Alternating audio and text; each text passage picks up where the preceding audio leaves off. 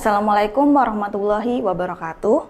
Hari ini saya akan menjelaskan mengenai sosialisasi keselamatan, kesehatan kerja dan lingkungan atau sering disingkat sebagai K3L di lingkungan Fakultas Teknik. Oke, yang pertama kita akan membagi dulu dalam beberapa bab. Yang pertama adalah keselamatan kerja, yang kedua adalah informasi keamanan di lingkungan kerja, keselamatan kerja di laboratorium, dan prosedur kondisi darurat jika terjadi beberapa kecelakaan, contohnya adalah kebakaran dan gempa bumi. Yang pertama yang harus kita pahami adalah mengapa kaidah K3L harus dijalankan.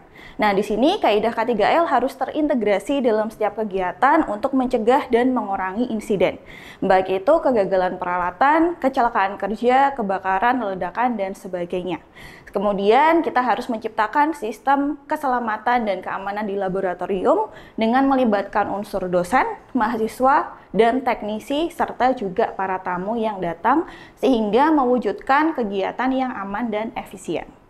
Kemudian, apa saja sih faktor-faktor bahaya lingkungan yang dilihat dari berbagai sumber ya di sekitar kita? Tentunya yang pertama adalah faktor fisik, yaitu penerangan, suhu udara, kelembapan. Kemudian yang paling penting di dalam laboratorium khususnya teknik kimia, yaitu beberapa faktor kimiawi yang akan kita bahas nanti. Oke, kemudian kita harus memahami bagaimana informasi keamanan itu disampaikan di lingkungan kerja. Contohnya seperti dalam slide, yaitu tidak boleh menarik striker bukan di kabelnya, atau jangan memberikan beban yang berlebih, dan sebagainya. Ini adalah salah satu contoh bagaimana postur yang baik ketika melihat komputer, karena bagian dari faktor fisik yang tadi bisa menyebabkan kegagalan kerja. Kemudian ini juga salah satu sign yang penting dalam prosedur keselamatan. Contohnya adalah jalur evakuasi, kemudian hati-hati tersengat listrik, dan listrik tegangan tinggi. Kemudian kita akan masuk dalam keselamatan kerja dalam laboratorium. Nah, di sini mungkin beberapa laboratorium berbeda.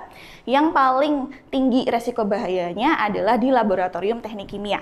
Jadi kita harus mengetahui bagaimana bahan kimia itu, bagaimana ketentuan pengolahan limbah, dan lain sebagainya. Oke, yang pertama adalah mengenai bahan kimia. Jadi kita harus mengetahui sifat-sifat dari bahan kimia yang kita gunakan, yaitu informasi dari Material Safety Data Sheet atau MSDS. Kemudian bagaimana penyimpanannya dan penanganannya. Yang pertama adalah lembar data keselamatan bahan. Nah, ini adalah suatu pedoman yang kita pakai yang memuat mengenai informasi sifat-sifat zat kimia. Jadi kita bisa lihat bagaimana potensi bahayanya, sifat-sifatnya, dan bagaimana pertolongan apabila terjadi kecelakaan. Nah, yang harus kita amati adalah diamond ini ya. Jadi ada warna putih yang mengartikan adanya specific hazard, contohnya adalah asid, alkali, korosif, dan sebagainya. Kemudian yang warna biru itu adalah kesehatannya. Apakah dia normal, itu skala 0 hingga skala 4 itu mematikan.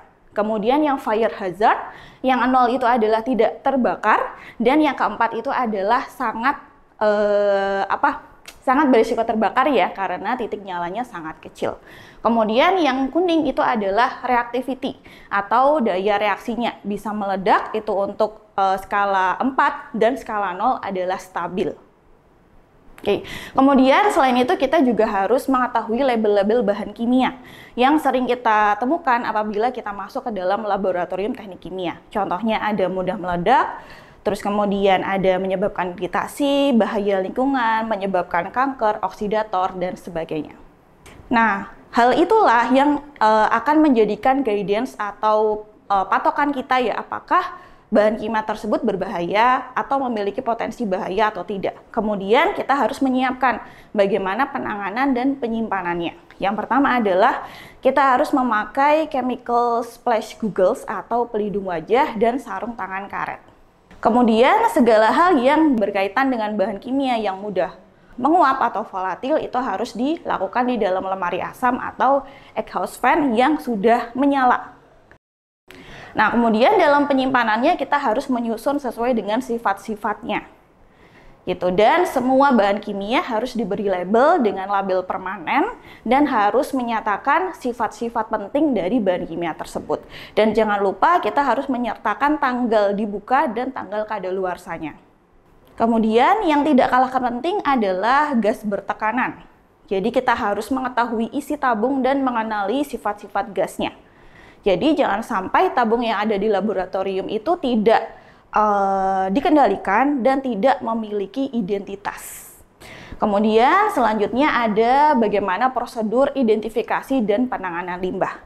Tentu saja setelah kita melakukan kerja di laboratorium menggunakan bahan kimia, itu pasti menghasilkan limbah. Nah, di sini hal yang pertama kita lakukan adalah mengidentifikasi limbah. Jadi setiap praktikum kita harus mengetahui memberi nama pada limbah yang kita buang, kemudian kita klasifikasikan, kita simpan, dan kita buang sesuai dengan aturan yang sudah ada di laboratorium.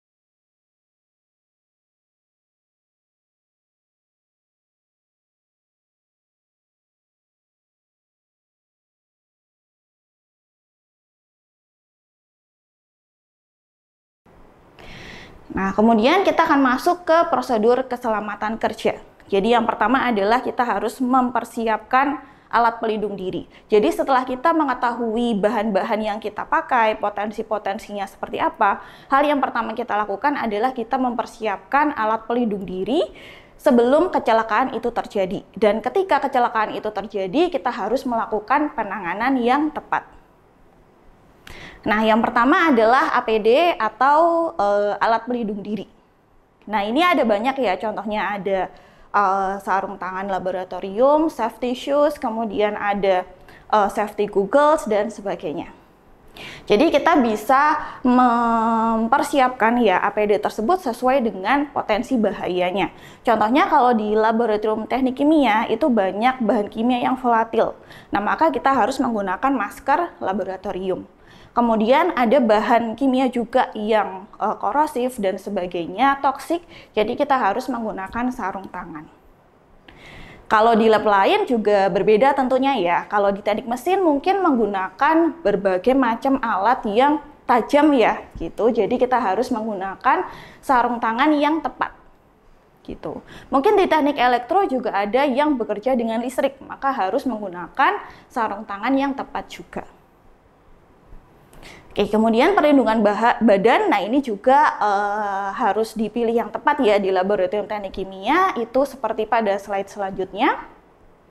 Nah, seperti ini adalah jas lab yang sering atau yang wajib digunakan untuk mahasiswa praktikum di teknik kimia. Oke, mungkin untuk teknik mesin seperti ini ya, jadi ada welding helmet, wear pack, safety shoes, dan welding gloves. Nah, kemudian kita akan bahas mengenai penanganan kecelakaan kerja. Nah, ini fokusnya adalah di laboratorium teknik kimia yang memiliki potensi bahaya yang lebih besar ya dibandingkan dengan laboratorium yang lain. Yang pertama adalah terpapar bahan kimia di mata, di kulit atau pakaian, menghirup bahan kimia, dan bahan kimia yang tertelan. Nah, yang pertama kalau misalnya bahan kimia itu terpapar di mata, maka kita harus membilasnya dengan alat yang namanya adalah e-wash yang seperti tertera pada slide. Nah, pada alat tersebut kita bisa memfokuskan siraman dari air kepada mata dan selama 15 menit gitu. Jika setelah itu harus dilaporkan kepada petugas. Selanjutnya, kalau misalnya ada bahan kimia yang terpapar di kulit atau di pakaian, maka harus dibilas. Nah, untuk memudahkan atau meminimalisir adanya kecelakaan yang lain, maka di laboratorium sudah dilengkapi dengan safety shower. Kemudian untuk menangani apa saja bahaya yang bisa timbul kemudian, kita harus membaca MSDS. Bagaimana sifatnya dan harus membuang pakaian yang sudah terkontaminasi atau cuci secara terpisah. Oke, kemudian bagaimana kalau menghirup uap bahan kimia? Nah, di sini kita harus segera tutup wadahnya, buka jendela atau meningkatkan ventilasi. Makanya ketika kita masuk ke dalam laboratorium, pastikan kita sudah menyalakan kipas ya, exhaust fan, agar uap-uap dari bahan kimia itu bisa keluar. Dan ketika kita membuka bahan kimia yang volatil, itu harus di dalam lemari asam. Kemudian kalau ada bahan kimia yang tertelan, nah ini sudah kasusnya sangat gawat, maka harus dibawa ke rumah sakit terdekat. Oleh karena itu di lab dilarang untuk makan dan minum untuk menghindari bahaya tersebut. Oke, kemudian kita akan masuk ke subbab yang baru ya, yaitu bagaimana prosedur kondisi darurat jika terjadi berbagai bahaya. Contohnya adalah bahaya kebakaran, bahaya gempa bumi, dan bagaimana prosedur evakuasinya. Oke, yang pertama adalah kebakaran. Jadi kita harus tahu dulu bagaimana api atau kebakaran itu bisa terjadi. Nah, di sini ada teori segitiga api, kalian bisa baca lebih lanjut nanti ya, yaitu adanya beberapa elemen, yaitu bahan bakar yang berfase uap ya, atau bahan bakar yang volatil, kemudian adanya oksigen dan adanya panas. Kemudian ketiga unsur tersebut itu menghasilkan adanya api. Nah, ini adalah beberapa contoh hal-hal yang tidak diinginkan ya, yaitu adanya ledakan dan kebakaran di lab kimia. Yang pasti melibatkan adanya ketiga unsur tadi. Nah, untuk menghindari hal tersebut, kita harus mempelajari bagaimana fire prevention. Jadi, kita ingin menghindari adanya kebakaran. Makanya kita harus mempelajari sifat-sifat bahan kimia yang kita gunakan ya. Apakah menimbulkan kebakaran, ataukah dia bersifat bahan bakar, dan sebagainya. Oleh karena itu, jika bahannya itu adalah berpotensi untuk terbakar, kita harus simpan jauh dari sumber panas. Begitu. Dan ketika kita menggunakan instalasi listrik, ya kita tidak menggunakan dengan beban yang berlebih seperti itu. Dan yang sangat penting lainnya adalah kita harus mempersiapkan atau menyediakan APAR atau alat pemadam api ringan dan fire blanket. Oke, kemudian untuk menangani atau mencegah kebakaran, kita harus mempelajari klasifikasi api juga. Jadi klasifikasi api ini adalah berdasarkan sumber bahan bakarnya. Misalnya klasifikasi api yang A, ini dia berasal dari kayu, karet, kain, dan sebagainya. Untuk golongan B, ini dari bahan bakar yang mudah terbakar ya, yaitu bensin, kerosin, dan sebagainya. Kemudian untuk tipe C, itu adalah dari peralatan listrik, dan tipe D adalah dari logam. Nah, di sini penanganannya juga berbeda. Nah, kita bisa lihat bahwa ada APAR berupa ada A, B, C, seperti itu ya. Nah, di sini adalah penggunaannya. Misalnya ada APAR air, nah ini biasanya disuplai dari hidran. Nah, itu untuk bahan padat seperti kayu, kertas, tekstil, dan sebagainya. Dan tidak boleh untuk cairan gas mudah terbakar, tidak boleh untuk instalasi listrik, dan tidak boleh untuk logam yang mudah terbakar. Lalu, APAR yang bagaimana yang tepat untuk berbagai macam hal tersebut. Nah, biasanya yang digunakan adalah yang tipe powder atau foam. Kemudian selain kebakaran, itu juga ada gempa bumi. Nah, karena dua hal itu yang potensi bahayanya mungkin sangat besar ya, terjadi ya di laboratorium dan di kota Solo yang mungkin beberapa kali terjadi gempa bumi. Nah, kita harus memahami bagaimana prosedur keadaan darurat. Nah, yang pertama adalah segera berjalan hati-hati keluar gedung, mengikuti evacuation route dan menuju assembly point. Dan jika kalian berada di lantai 2, 3, atau 4, maka turun dengan tangga secara perlahan dan dimohon jangan panik. Kemudian hindari berlindung di dekat pohon, tiang listrik, atau papan reklame yang berpotensi roboh. Nah, bila kesulitan keluar gedung, maka segera berlindung di tempat yang aman, misalnya berada di bawah kolong meja untuk sementara waktu. Kemudian jauhilah dari kaca atau barang-barang yang menempel di dinding yang berpotensi untuk jatuh sehingga melukai Anda.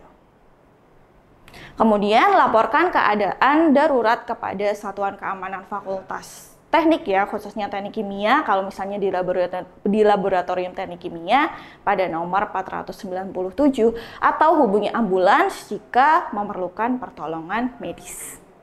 Oke, bagaimana prosedur evakuasi terjadi ya apabila terjadi hal-hal darurat? Nah, kita harus mempelajari ya bagaimana suara dari alarm atau alarm darurat. Jika berbunyi panjang 1 kali, maka keadaan dalam bahaya. Jika pendek 3 kali, maka kondisinya sudah aman. Nah, jika diketahui terdapat api dalam bangunan, maka kuncinya adalah jangan panik. Nah, kemudian hidupkan alarm tanda kebakaran di lokasi-lokasi alarm ya gitu. Contohnya adalah pada lantai 1 gedung 6 itu ada di depan lobi. Nah, ini adalah denah di manakah letak-letak dari alarm kebakaran. Kemudian kita harus mengetahui juga ya, setelah alarm dinyalakan kita harus jalan kemana. Nah, kita harus jalan menuju assembly point atau titik kumpul. Kalau di gedung 6 itu berada di depan gedung 6, ada juga berada di depan gedung 3, ada juga berada di depan gedung 1 dan gedung 2. Oke, kemudian setelah alarm terjadi, apa yang harus kita lakukan? Nah, jika alarm terjadi, kita segera memberitahukan kepada satuan keamanan, pegawai, serta orang-orang yang kita ketemui di jalan. Kemudian, raihlah APAR. Nah, ini hanya untuk yang sudah bisa ya, bagaimana cara menggunakan APAR. Kemudian, sebenarnya kita juga bisa melihat ya, petunjuk penggunaan APAR itu sudah tertera pada alat tersebut. Yang pertama adalah kita tarik kunci pengamannya, kemudian kita arahkan selangnya ke dasar api, kita tekan gagangnya, kemudian kita sapukan dari sisi ke sisi.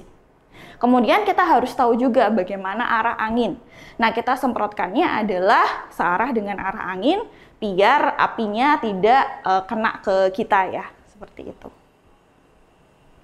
Nah, kemudian ketika ada sebagian orang yang sudah menggunakan APAR, nah tugas kita selanjutnya adalah kita keluar melalui emergency exit. Jadi kita harus familiar ya, di mana sih tangga darurat dari gedung tempat kita belajar, seperti itu. Dan ketika kita keluar, kita harus tetap tenang dan membawa barang berharga seperlunya saja. Dan jika api sudah terjadi terlalu besar dan banyak kepulan asap, maka kita berjalan di tangga darurat itu mengambil napas pendek-pendek, dan kalau terpaksanya menerobos, maka kita harus menutup hidung dan mulut kita menggunakan lap yang basah. Kemudian kita mengikuti emergency route atau rute keselamatan menuju assembly point terdekat. Jadi PR-nya kita harus mengetahui di manakah lokasi-lokasi assembly point. Dan untuk gambarnya adalah seperti itu ya, simbolnya adalah orang berkumpul dan sudah ada tulisannya titik kumpul atau assembly point. Oke, seperti ini. Jadi ada di depan gedung 1, di depan gedung 6, gedung 3 dan sebagainya. Kemudian setelah itu laporkan keadaan kepada Satuan Keamanan Fakultas Teknik di nomor 497 dan menghubungi pemadam kebakaran sesegera mungkin jika api tidak dapat dipadamkan dengan APAR. Oke, jadi itulah safety induction kita hari ini. Berikut adalah info-info penting mengenai beberapa nomor darurat ya dari Satuan Keamanan, Medical Center, Pemadam Kebakaran Pemerintah Kota Surakarta, dan Panduan K3L Fakultas Teknik. Sekian informasi dari saya. Wassalamualaikum warahmatullahi wabarakatuh.